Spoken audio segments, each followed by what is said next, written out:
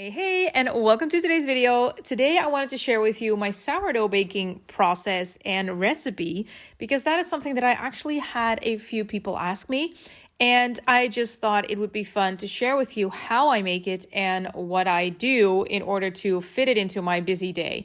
And while we're doing that, I also really wanted to talk to you about what it means to be a good homemaker, because even though I am sharing my sourdough recipe, being able to bake a good sourdough bread is not something that you need to do in order to be a good homemaker. And I know that sounds silly maybe, but that is something that I really thought was necessary maybe to be a good homemaker.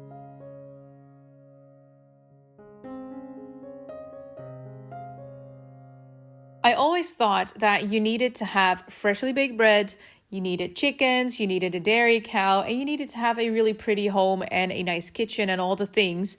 And you had to wear pretty dresses. Let's not forget the dresses. But you don't. You don't have to bake sourdough bread. You don't have to have a pretty dress on. You don't have to have a nice kitchen. Being a good homemaker has everything to do with your attitude and your heart. So that is what I really wanted to share with you today. But let me share first my sourdough recipe before we do that, because that is what I'm mixing up right now. What I did the night before is I mixed up 50 grams of starter with 150 grams of water and 150 grams of flour, and I let that ferment overnight. So you have this sourdough mixture, starter mixture, I guess, that I use in the morning to bake my bread with. So that is what I do the night before. And then in the morning, while I'm mixing this is about 8 o'clock in the morning, I mix up a kilo of flour, 680 grams of water, and then 20 grams of salt and the sourdough starter mixture. And I mix that up. I don't really knead it yet. I just mix it up with a spoon and I let it sit for about 30 minutes to give it a bit of a rest. And then after 30 minutes, I will come back to it and shape it a little bit more and knead it for about 5 to 6 minutes. But that is what I'm doing right now. And in order to let it ferment really well, I love to put it in my oven with the light on. Now, that means that it doesn't really get turned on, but the inside of the oven will get about room temperature. And especially in winter, my sourdough doesn't really do that well in the home. So I like to put it in the oven just to make sure that it actually does ferment well. So that is what I'm doing here. And from there, we continue with the rest of our day, which means I do my morning basket, we do schoolwork, I clean, I do laundry and all the things. And during that time, I will get back to my sourdough every now and again to stretch and fold. But we will get back to that in a minute. But what I really wanted to talk about is what it means to be a good homemaker, because I really feel like a lot of times people think that they cannot be a good homemaker because they don't have the perfect house, or they cannot be a good homemaker because they don't know how to clean the kitchen well, or they cannot be a good homemaker because they don't bake sourdough bread. I mean, a lot of times on social media, it could feel like we need all those things, and we really do not have to have that. The only thing that you need to be a good homemaker is the right attitude and to have a close relationship with God and ask Him what you can focus on during the day. So being a good homemaker has nothing to do with our outer appearance. It has everything to do with our inside. And one of the things that really helps me to focus on being a good homemaker is to really spend a lot of time with God, because the only one that really knows what your home and your family needs is God. The only person that can help you to be a good homemaker is Him.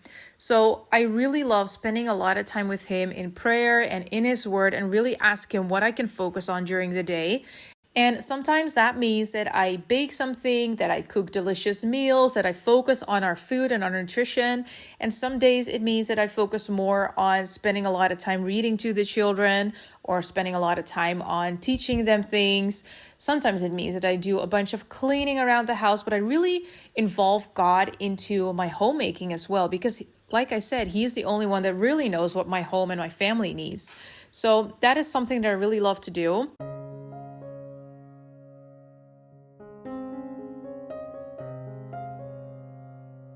One of the things that I have loved to dive more into is baking, and is baking sourdough bread, because sourdough is just a delicious form of bread.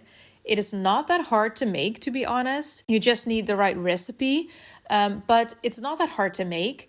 and it really gives your family fresh and nice sourdough bread. But it's not something that you have to do in order to be a good homemaker.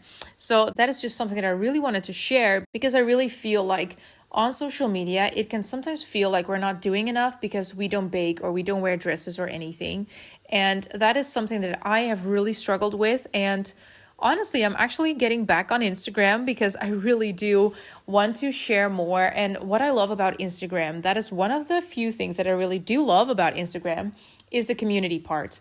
And that is something that you don't really have on YouTube, because there's no private messaging on YouTube. So that is one of the things that I do love about Instagram, is that people can just message you and you can have a real conversation with the people that follow you. So that is one of the things that I do love about Instagram. So if you don't follow me there yet, I will put the link up on the screen here.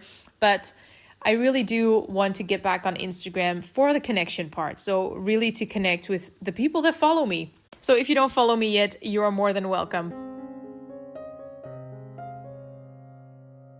But anyway, let's get back to the sourdough, because what I did during the day is every 30 to 60 minutes, I stretch and fold my dough just in order to create that tension and to make sure that it really ferments well. Now, I don't really know all the reasons why you need to stretch and fold, but I just do it. So there's that. But what I did is about 30 to 60 minutes between the stretch and folds, I just let it rise in the oven. And I do that for about 6 hours. And then when that is done, I divide my dough and then I let it rest again. So I divide it and I leave it alone for 30 minutes. And then after 30 minutes, I come back, I shape my doughs, and then I put it in a basket just to make sure that it can ferment for about an hour again. So I divide it into 2 loaves and then I leave it alone. We go back to our homeschooling and we go back to all the things that we need to do. And then once all that is done, I can bake my bread, and then I bake it in a Dutch oven. Now, what I do is I put my Dutch oven into the oven to warm up as well. So when I put my bread in it, the Dutch oven itself is also warm. So that is what I'm gonna do. But first, we have the most fun part, and that is scoring my bread. So that is what I'm doing right now. And I'm not really good at scoring, to be honest, but I just like to cut into the dough. So it looks good enough to me. I mean, we're gonna eat it anyway. But that is what I do. Then I put it in the Dutch oven, I bake it, and I will put all the things that I do in the description below. But when it's done, we have a delicious bread to have with our dinner. And tonight we had a stew and we had this sourdough bread, and it was just a really great dinner. But that is basically what I do in order to make sure that I have a sourdough ready to go. And I actually freeze one of those loaves. So I make 2.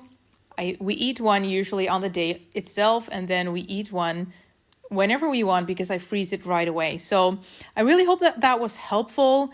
If you have any more questions, leave them down below and I will get back to you. But again, thank you so much for being here, and I would love to see you in my next video.